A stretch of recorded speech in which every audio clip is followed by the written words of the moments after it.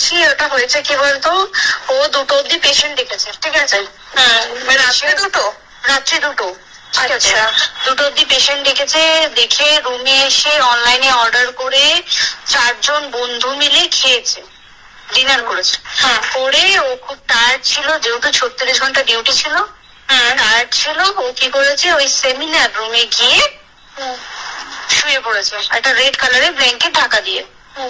তারপরে সেমিনার রুমে এমনি কি তোমাদের ওরকম সেমিনার রুমে তোমার ঘুমানো হয়? মানে আমি যদি কোনো আইডিয়া নেই ওই জন্য জিজ্ঞেস করছি। না, এবার একটা রেসিডেন্টের ডক্টর রুমস থাকে, আচ্ছা, বুঝতে পেরেছিস? তারপরেও সেমিনার থাকে। এবার সেমিনারে একটা বেড থাকে, আর ডক্টরস রুমে 2টো 3টে যেরকম বড় ঘর হবে সেরকম বেড পাতা থাকে। আচ্ছা আচ্ছা। মেনলি ডক্টরস রুমে শোয়ার কথা, ঠিক আছে? হয়েছিল কি, ওকে বডিটা পাওয়া গেছে সেমিনার রুমে, কিন্তু ঘুমাচ্ছিল ডক্টরস রুমে। যে রুমটা তোর এখন ভাঙা হয়েছে, দেখেছিস রুমটা ভেঙেছে বাথরুমের পাশেই, ঠিক আছে? মানে বাথরুমটাকে অজুহাত দিয়ে ওই রুমের দেয়ালটা ভেঙে দিয়েছে। অ্যাকচুয়াল কাণ্ডটা ঘটেছে তোর ইয়েতে, ওই রুমটার ভেতরে, ডক্টরস রুমে ঘটনাটা ঘটেছে। ওই বডিটাকে রুমে ওই দিন আর কেউ ছিল না, খালি মানে অন্য ওই দিকটাই ঘুমাচ্ছিল। হ্যাঁ, এবার তোকে আমি বলি, অন কলে নিশ্চয়ই একজন থাকবে না, ওর জুনিয়র সিনিয়র মিলে থাকে। এমনকি 3rd ইয়ার একজন থাকবে, 2nd ইয়ার একজন থাকবে, প্লাস 1st ইয়ারের ইন্টার্নশিপরা যারা থাকে তারা ইন্টার্নরা থাকে। আর চেস্ট এমন একটা ওয়ার্ড হচ্ছে, কোভিড এর পর থেকে প্রায় হামেশাই সবার শ্বাসকষ্ট হচ্ছে, মানে আসছে মানে শ্বাসকষ্ট হচ্ছে। আর চেস্ট ওয়ার্ড আর চেস্ট মেডিসিন দুটোই পাশাপাশি ওয়ার্ড, ঠিক আছে? তো কেউ কি শুনতে পাইনি? ওটাই তো আমি ওই দিনকে ওটাই ভাবছিলাম। এবার দেখ, ধস্তাধস্তি করাতে একটা নিশ্চয়ই চিৎকার হয়, একটা ভাইলেন্ট হয়, বুঝতে পেরেছিস? তারপরে আবার কি, যে 4জন ওর সাথে খেয়েছে তারা কোথায়? তারা কেন মিডিয়ার সামনে আসছে না? তাই তো, তারা কেন আসছে না? দিন ডিউটি ছিল না রাতে? ওই দিনকে আমি নাইটে ডিউটি করছিলাম। আচ্ছা, আমি নাইটে ডিউটি করে এসেছি, আমার লাস্ট নাইট ছিল। তো আমার তো 3 দিন নাইট থাকে, 3 দিন নাইট থাকার পর লাস্ট নাইট ছিল। লাস্ট নাইটের পর বুধবার আমার লাস্ট নাইট। বুধবার রাতে ঘটনাটা ঘটেছে, আমি বাড়িতে এসেছি, রীতিমতো বাড়িতে এসে শুয়ে পড়েছি। 3টের সময় আমার কাছে ফোন এসছে যে সবাইকে ডেকে পাঠিয়েছে, ইমিডিয়েট আয়। তখন গিয়ে দেখি আজকে করে এই অবস্থা, পুরো গোটা হাসপাতালকে ডেকে পাঠিয়েছিল। গিয়ে দেখি পুলিশ 6 লাখ, মানে আর ওকে যেভাবে, আমি তো বডিটা দেখেছি রে, মানে আমাদের এখনো পর্যন্ত চোখ থেকে নামছে না। রীতিমতো মনে হচ্ছে মেয়েটা যেন আমাদের পাশে ঘুরছে, একদম এরকম, মানে অদৃশ্যমান। মানে আমরা এরকম ভাবতে পারছি না যে এরকম ভূত থাকে বা একটা স্পিরিট থাকে বা কিছু। এখন আমরা বুঝতে পারছি না ওর আত্মাটা এখনো ঘুরছে আমাদের আশেপাশে। দেখ, ওর আমার তলাটা নাকি, তো ওর থেকে ও থাকে 4 তলায় ঘটনাটা ঘটেছে, ঠিক 2টো ফ্লোর নিচেই আমি থাকি, আমার রুমটা, ঠিক আছে? কিন্তু তাও আতঙ্কে আমরা মানে একদম স্তব্ধ হয়ে গেছে আর্চিগড়টা। কিন্তু ব্যাপারটা হচ্ছে, তাহলে ডক্টর রুম থেকে ওকে সেমিনার রুমে নিয়ে যাওয়া হয়েছে? হ্যাঁ, অবশ্যই নিয়ে যাওয়া হয়েছে। এবার দেখ, নিয়ে যাওয়া হয়েছে, ওকে যেভাবে মারা হয়েছে এটা একার পক্ষে অসম্ভব, ইম্পসিবল। পুরোপুরি গ্যাং রেপ ছাড়া কোনো কিছু নয়। আর শুধুমাত্র রেপ নয়, রেপ করলো ছেড়ে দিল, ঠিক আছে, ওকে রীতিমতো মার্ডার করেছে। মানে হিসেব মতো যা বুঝছি, মানে তোমার কথাতে, ওটা হচ্ছে ওর ওই বন্ধু বান্ধব এক্স্যাক্টলি, হয় ওর বন্ধু বান্ধব কেউ, ঠিক আছে, মানে 4জনের মধ্যে কেউ, আইদার ওকে এমন কিছু করতে বলতে। বড় বড় কোম্পানিতে তো এরকম হয়, মানে হয় তুমি আমার সাথে কম্প্রোমাইজ করো, নয় তুমি চাকরি ছেড়ে চলে যাও, হয় তো। এখানেও সেরকম কিছু একটা হয়েছে।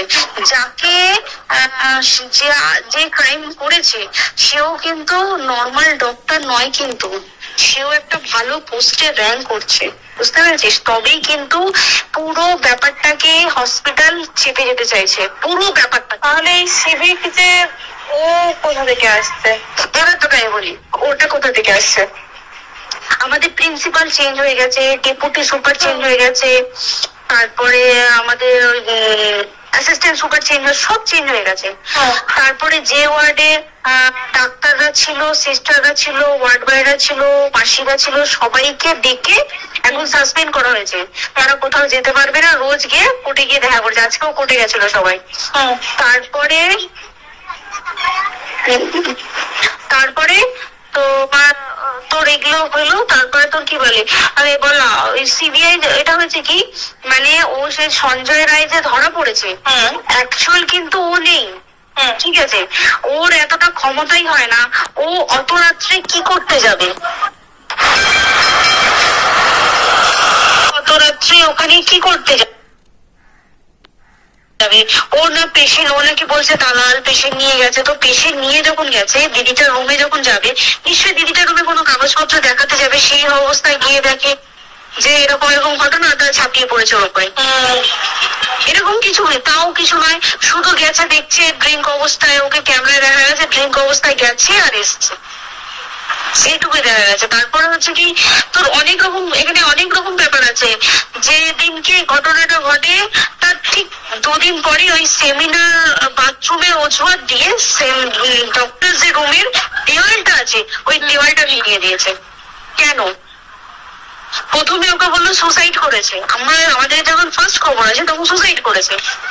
তারপরে যখন হসপিটালে যাই তখন গিয়ে শুনছি নাকি না, সুসাইড করেনি, এটা রেপ করেছে, রেপ করে মার্ডার করা হয়েছে।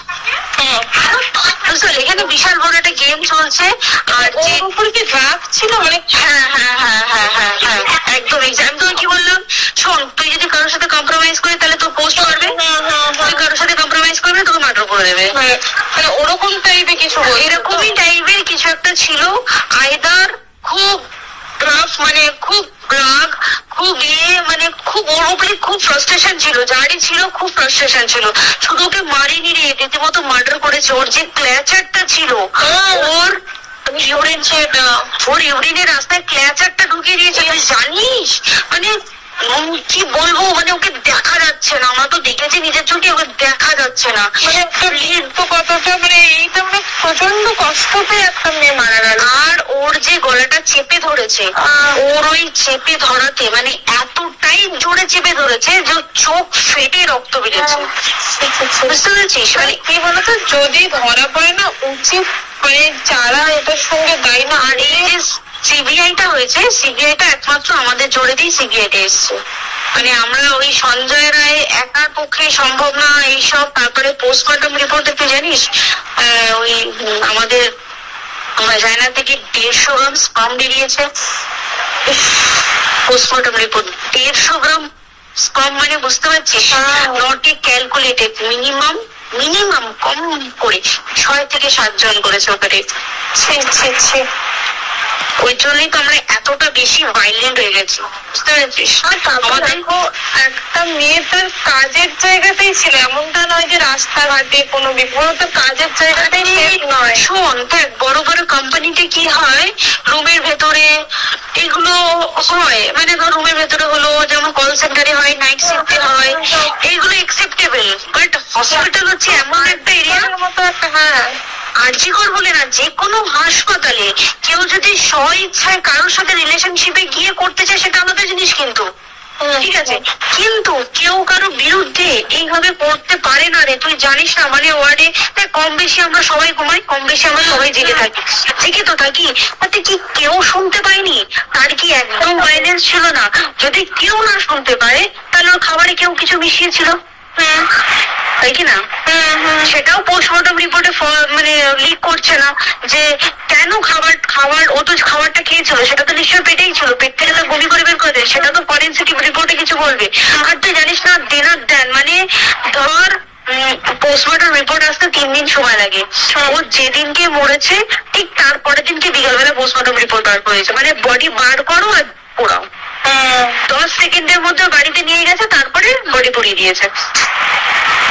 মানে কি বলবো, হসপিটাল, মমতা ব্যানার্জি, সবাই, মানে তৃণমূল প্রত্যেক সবাই এটাকে পুরোটাই কেসটাকে চাপা দিতে চাইছে, পুরোটা। তবে তুই ভাব, যে মানুষটাকে এত ক্ষতবিক্ষত ভাবে মেরেছে, তাকে অভিষেক ব্যানার রেপ কি কলকাতায় প্রথম হলো নয়? বিভিন্ন জায়গায় বিভিন্ন ভাবে রেপ হয়েছে, ধরা পড়েছে, ফাঁসি হয়েছে কি জেল হয়েছে। অভিষেক বন্দ্যোপাধ্যায় কেন বললো জাস্ট তোর কি বলে এনকাউন্টার করতে? মানে কি সঞ্জয়কে যদি এনকাউন্টার করে পুরো কেসটা চাপা পড়ে যাবে, স্টুডেন্টরা ঠান্ডা হয়ে যাবে। আর আমরা সেটা মানবো না, আমরা সেটা হতেই দেবো না। তাতে যদি চাকরি মানে আর্যিকরটাকে সিল করতে হয় তাতেও আমরা রাজি আছি, সিল করে দেওয়া হোক আর্যিকর, সিল করে দেবে মনে হচ্ছে যদি ঠিকঠাক ভাবে। ওই জন্য আমাদের দাবিতে সিবিআই এসছে। এবার তুই একটা কথা বল, যখন দেখতে পাচ্ছে মমতা ব্যানার্জি যে কলকাতা পুলিশ আমাদের জন্য কিছু করতে পারছে না, আমরা কিছু মানতে পারছি না, 7 দিন ধরে বার করতে পারছে না, তাহলে সেটা 2-3 দিনের মধ্যে কেন হ্যান্ড ওভার করে দিল না? তাই কি না? তারপরে দেখ পিডব্লিউডি একটা লো পোস্টের মানুষ, মানে যারা ভাঙচুর করে, মানে সিমেন্টে যারা কাজ করে তাদেরকে পিডব্লিউডি বলে। এবার পিডব্লিউডি নিশ্চয়ই হায়ার অথরিটি থেকে অর্ডার এসছে তবেই ওরা গিয়ে ভেঙেছে। ওরা নিশ্চয়ই পাগল হয়ে দুম করে গিয়ে কোনো গভর্নমেন্ট প্রপার্টি ভেঙে দেবে? অর্ডারটা কে পাস করলো যে এখনই চেস্ট ওয়ার্ডটাকে ভাঙতে হলো? সিবিআই আসা পর্যন্ত অপেক্ষা করতে পারতো। কারণ আজকে অত বড় বিক্ষোভ হবার কারণ কি হচ্ছে? একটাই কারণ যে মেয়েটি মারা গেছে, ঠিক আছে, কিন্তু যেতে তাকে এত বেশি মলেস্ট করে, এত বেশি রেপ করে দেশের ওকে মেরেছে, তার কি কোনো প্রতিবাদ নেই? তুই কোথায় সেভ পাবি? তুই আমাকে বল। তুই ধর চাকরি ছেড়ে আজকাল সরকারি চাকরি ছেড়ে তুই প্রাইভেটও তো একই অবস্থা, প্রাইভেটও একই অবস্থা। তুই কোনো চায়ের দোকান খুলে বসবি, অনারশিপে তুই বসলেও তাও এসে তো হাজার ছেলেরা থাকে, হাজার ছেলেরা টিস করে, তুই কোথায় কি করবি? তাহলে আমাদের সেফটি কোথায়? আমাদের মুখ্যমন্ত্রী মমতা ব্যানার্জি সে একটা লেডি হয়ে তাহলে আমাদের কি সেফটি দিয়েছে? আমাদের কি লক্ষ্মী ভান্ডার দিলে প্রবলেম সলভ? পুরো মাসের আমাদের কি সব খরচা চলে যায় লক্ষ্মী ভান্ডারে? জানি না, আই ডোন্ট নো। মানে আমরা প্রচুর খেতে আছি, প্রচুর। মানে এর বিচার না চাওয়া পর্যন্ত ভেবে চল কি এটা সলভ হবে না। আমার বিচার নিয়ে আমি 2 দিন ধরেই ভাবছিলাম তোমাকে ফোন করবো, কিন্তু মানে এটা ওটাতে হয়ে উঠছে না। তোমাকে ওই দিন রাতেই হোয়াটসঅ্যাপ করলাম না, তখনই না ব্যাপারটা অতটা বুঝতে পারিনি। আর আমার তার পরের দিনে ভোরবেলা ডিউটি, আমি সাবধানে থাকিস। হ্যাঁ তাই তো, এখন মানে তোমরাও সাবধানে থাকো সবাই। কি বলবো বল, কিছু বলার নেই। দেখ আমাদের মধ্যবিত্ত মানুষরা আমাদের চাকরি করে খেতেই হবে। তাহলেই বলো বন্ধুরা, আমরা কোথায় সুরক্ষিত? আমরা অলি গলি রাস্তাঘাট এমনকি হসপিটালেও সুরক্ষিত নই। কখন যে হিংস্র পশু থাবা বসাবে আমরা নিজেও জানি না। তো চলো এখন থেকে আমরা শপথ নিই, যতক্ষণ না মৌমিতাদির আসল দোষীরা শাস্তি পাচ্ছে ততক্ষণ আমরা এভাবেই মিছিল আর্জি জারি রাখবো। আর আসল দোষীদের আমরা ফাঁসি নয়, ফাঁসি তো জাস্ট কয়েক মিনিটের ব্যাপার, ফাঁসি দিলে তো সবই শেষ। ফাঁসিকে এখন কেউ ভয় পায় না, এনকাউন্টারে কেউ ভয় পায় না। তার থেকেও ভয়ঙ্কর ভাবে যেভাবে মৌমিতাদিকে যেভাবে তিলে তিলে ওরা হিংস্র পশুর মতো ছিঁড়ে খেয়েছে, তার থেকেও ভয়ঙ্কর ওদের শাস্তি, ওই দোষীদের শাস্তি চাই, যাতে এলাকার সবাইকে দেখানো হোক ওদের মৃত্যুদণ্ড। যাতে এরকম চিন্তা ভাবনা যারাই মাথায় নিয়ে আসবে ওদের মৃত্যুদণ্ড ভেবে করে যেন ওদের গা শিউরে ওঠে। আর এরকম মানসিক চিন্তা ভাবনা যেন ওরা মাথাতেও না যেন নিয়ে আসে, এমন ভাবেই ওদের মৃত্যুদণ্ড দেওয়া হোক, আর সেটা লাইফে সবাইকে দেখানো হোক। তোমরাও কি আমার সাথে একমত? যদি একমত হও তাহলে অবশ্যই কমেন্টে জানিও, আর একটা লাইক করে দিও, আর শেয়ার অবশ্যই করে দিও। We want justice.